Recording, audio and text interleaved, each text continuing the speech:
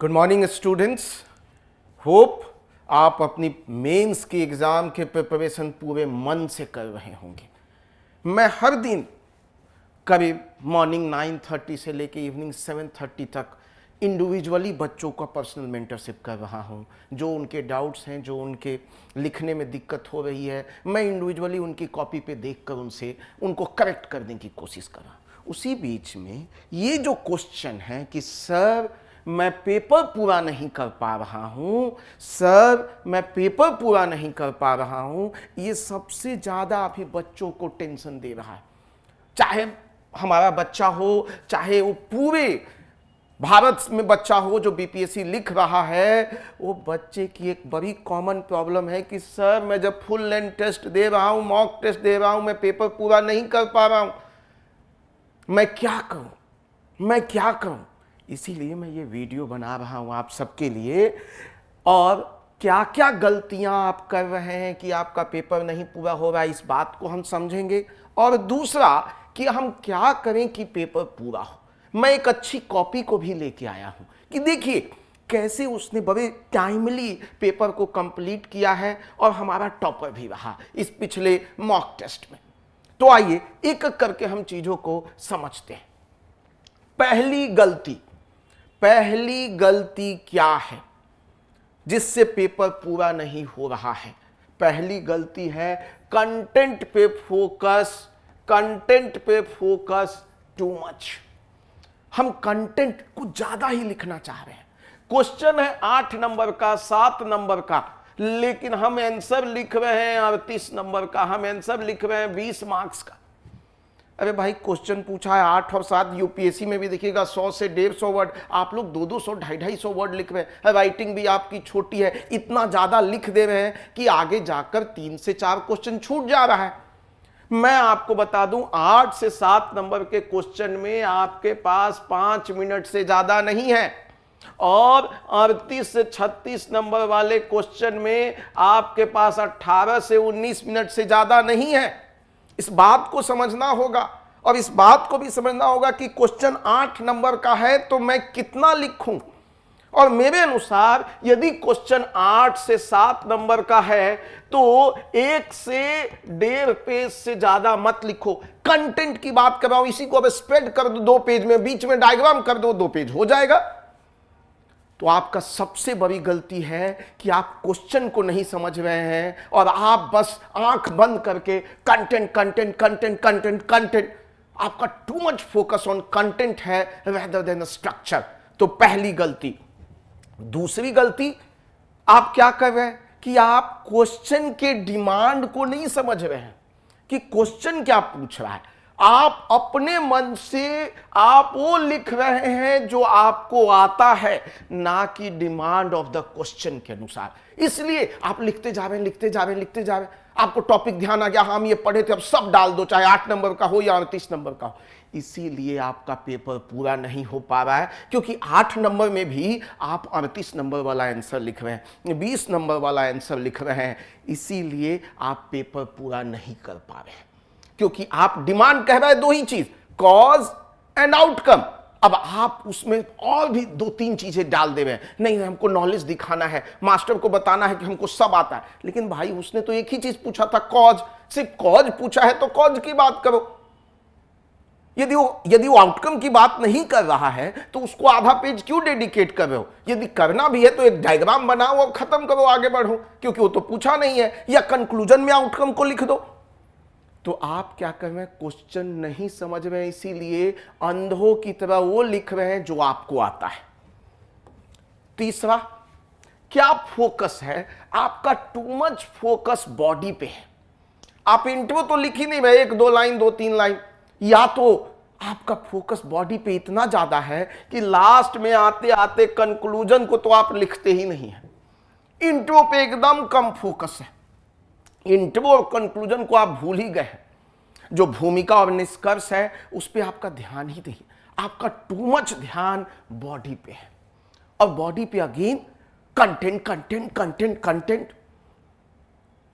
Content पे आपका focus, आपका क्वेश्चन की अंडरस्टैंडिंग ना होना।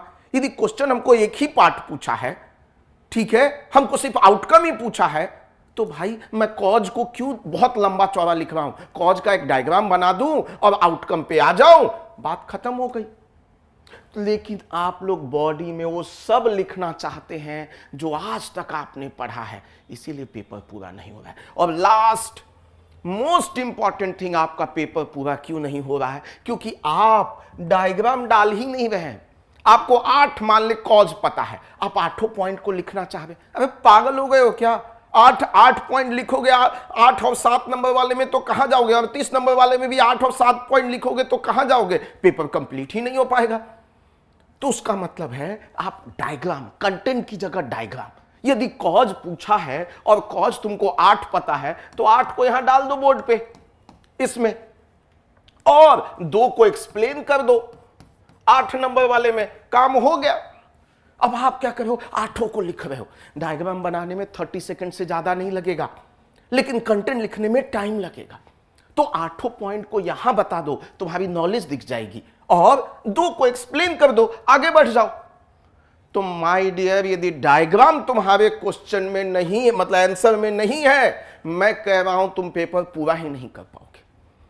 इसीलिए मैक्सिमम बच्चों की कॉपी में देखता हूं डायग्राम नहीं हो, मोनोटोनस हो जाता है उसको पढ़ना, लगातार कंटेंट कंटेंट कंटेंट। अरे कहीं बीच में डायग्राम डाल, फिर 2-3 पॉइंट को एक्सप्लेन कर, फिर डायग्राम डाल, फिर एक्सप्लेन कर, डायग्राम का फॉर्म चेंज कर दे। कभी ये डायग्राम बना रहा है, कभी ये डायग्राम बना रहा है, कभी ये डायग्राम बना रहा है, कभी ये डायग्राम बना रहा है, कभी ऐसा डायग्राम बना रहा है, कभी फ्लो चार्ट बना रहा है, कभी इस सीक्वेंस को अलग अलग बनाओ, कभी ऐसे ऐसे बना रहे हैं, कभी ऐसे ऐसे बनाओ, अलग अलग उसको दिखाओ। तो इन 4 रीजन की वजह से आपका पेपर पूरा नहीं हो रहा है।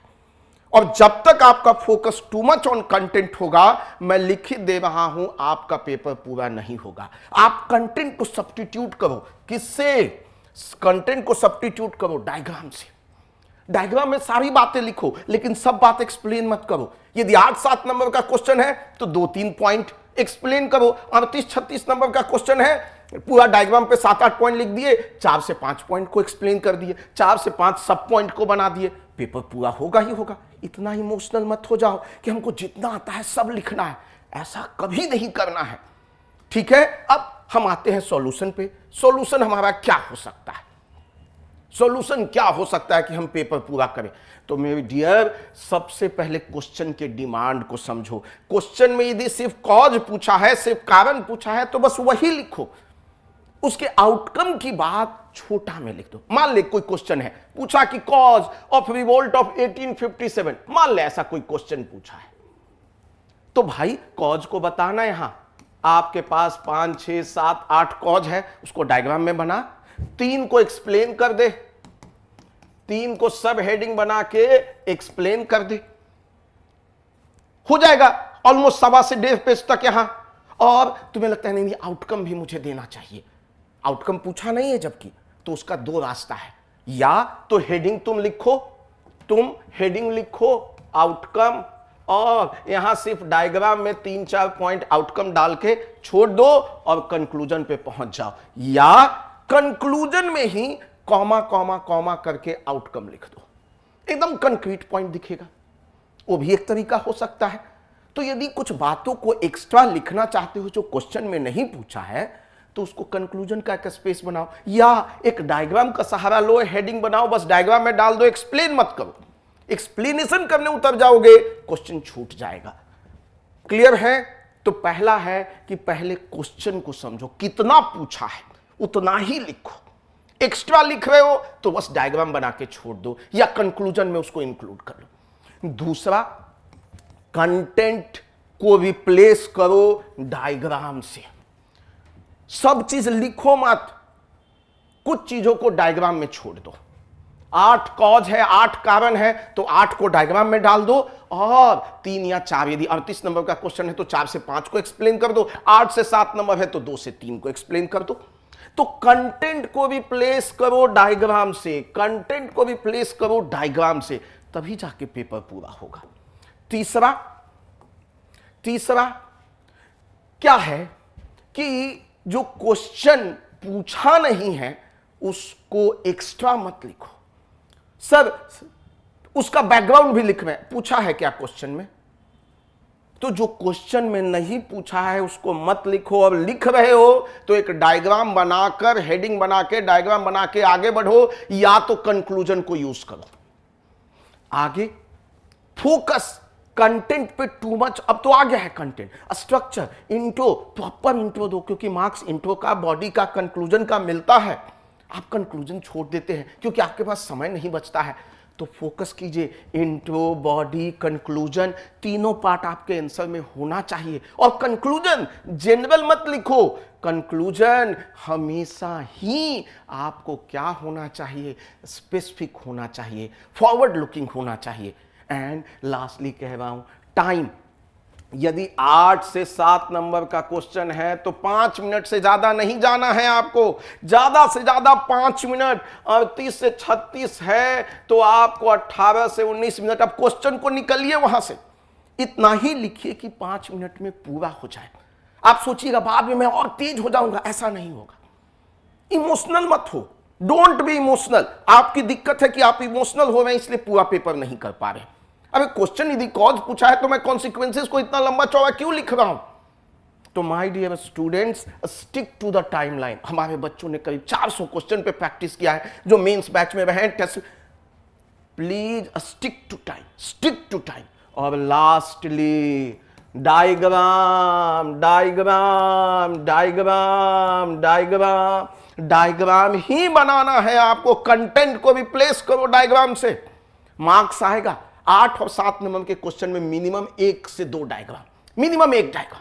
38 से 36 में मिनिमम 2 डायग्राम। ये लिख लो, लिख लो, ठीक है। अब मैं आपको एक कॉपी दिखाता हूं। देखिए इसने कितने प्यार से अपने आंसर को लिखा है। और पूरा कंटेंट है 1.25 पेज, 1.5 पेज का ही, बट उसको कैसे स्प्रेड कर दिया है, कैसे डायग्राम की मदद से 1.5 पेज के कंटेंट को 2 पेज बना दिया है। क्वेश्चन बड़ा सिंपल था।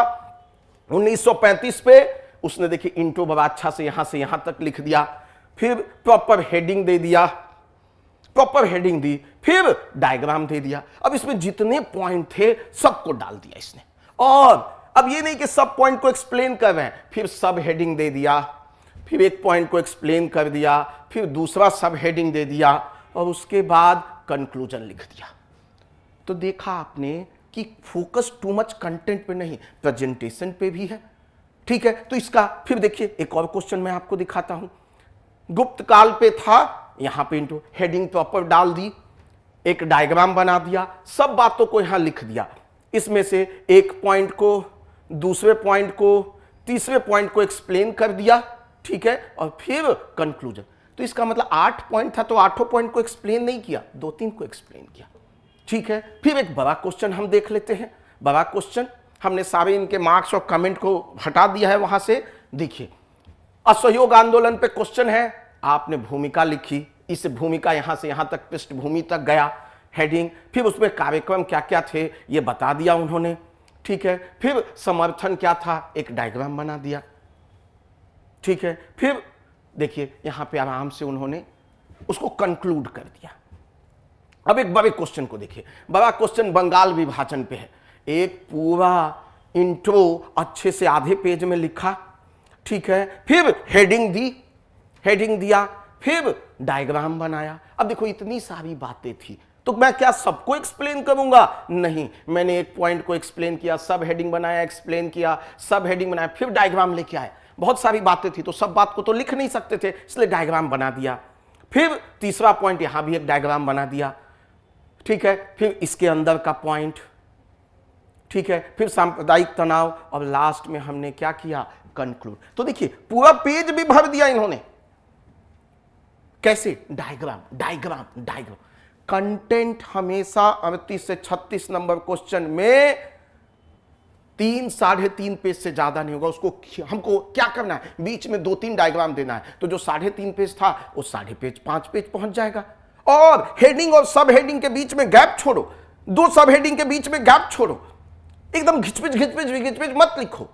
तो माय डियर स्टूडेंट, हमने आपको एक कॉपी भी दिखाई, और फिर से मैं कह रहा हूं, लास्टली कह रहा हूं कि आपको एक लास्ट में गुरु मंत्र दे रहा हूं, गुरु मंत्र दे रहा हूं। इंट्रो, इंट्रो लिखो 8 से 7 नंबर में, 2 से 3 लाइन में, फिर यहां प्रॉपर हेडिंग बनाओ, हेडिंग क्वेश्चन में जो पूछा है, फिर डायग्राम बना दो, यहां सारी बातों को लिख दो जो भी है, 5-6 पॉइंट, मेन हेडिंग जो कह रहा है। उसके बाद इसी में से 1 से 2 सब हेडिंग बनाओ, एक्सप्लेन करो इसको 2 से 3 लाइन में, फिर दूसरा, फिर इसको एक्सप्लेन करो। तो मैं कहूंगा 2, ज्यादा फास्ट लिखते हो तो 3 पॉइंट, अदरवाइज 2 बहुत है, और फिर उसको निष्कर्ष लिख दो। इसमें जो क्वेश्चन में नहीं पूछा है उस पार्ट को आप डाल सकते हैं इजली, या आप कुछ और ऐड करना चाहते हैं तो एक डायग्राम बना दो हेडिंग डाल के, और काम हो जाएगा। तो माय डियर स्टूडेंट, ये यदि आप करेंगे तो मेरा मानना है कि पेपर जरूर पूरा होगा। हेडिंग, डायग्राम, 2-3 सब पॉइंट, फिर से यदि 2 क्वेश्चन एक ही क्वेश्चन में पूछा है, हेडिंग, डायग्राम, 2 पॉइंट, निष्कर्ष, खत्म। अब 30 नंबर में 2 क्वेश्चन पूछा है, इंट्रो, हेडिंग, डायग्राम, 4-5 पॉइंट का एक्सप्लेनेशन, फिर हेडिंग, ठीक है, एक्सप्लेनेशन सब पॉइंट्स के साथ, फिर हेडिंग, डायग्राम, 4-5 पॉइंट, निष्कर्ष, खत्म, डन।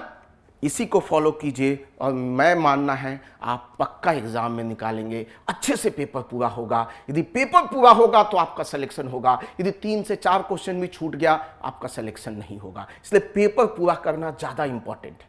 तो all the best my dear students, और कमेंट में जरूर लिखें आपको क्या लगता है और आपकी क्या समस्या आ रही है। Thank you, all the best.